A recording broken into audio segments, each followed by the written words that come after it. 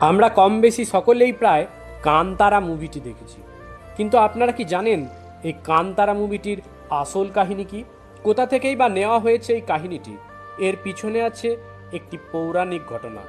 এই মুভিতে দুই দেবতাকে দেখানো হয়েছে, প্রথমত পঞ্জুর্লি দেব ও দ্বিতীয়ত গুলিগা দেব।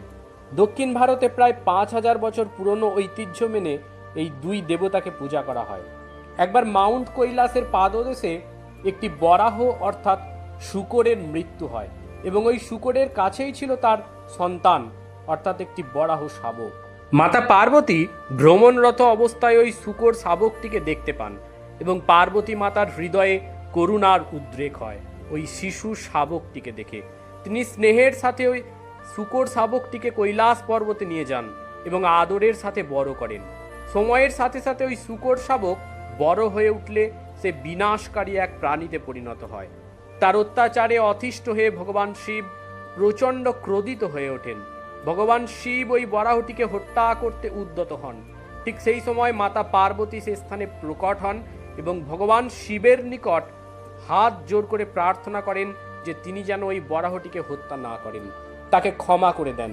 তখন দেবাদিদেব শান্ত হন এবং বরাহটিকে প্রাণে না মেরে তাকে মর্তে প্রেরণ করেন। মর্তে ওই বরাহের উপর দায়িত্ব পড়ে ক্ষেতের সমস্ত শস্য ও মানবকুলকে রক্ষা করার। ঠিক এইভাবেই ওই বরাহের কাহিনী বিখ্যাত হয়ে ওঠে এবং তাকেই দক্ষিণ ভারতীয়রা পঞ্জুর্লি দেব হিসেবে পুজো করেন। এই কান্তারা মুভিতে যে দ্বিতীয় দেবতার কথা বলা হয়েছে তার নাম গুলিগা। এই গুলিগা দেবের জন্ম একটি পাথর থেকে। একবার ভগবান শিবের অনুচরেরা মহাদেবের জন্য ভস্য নিয়ে এলে সেই ভস্যের ভিতর থেকে একটি পাথর নির্গত হয় এবং ওই পাথরটি ভগবান শিব যখন জলের মধ্যে দেন তার থেকেই জন্ম হয় গুলিগার।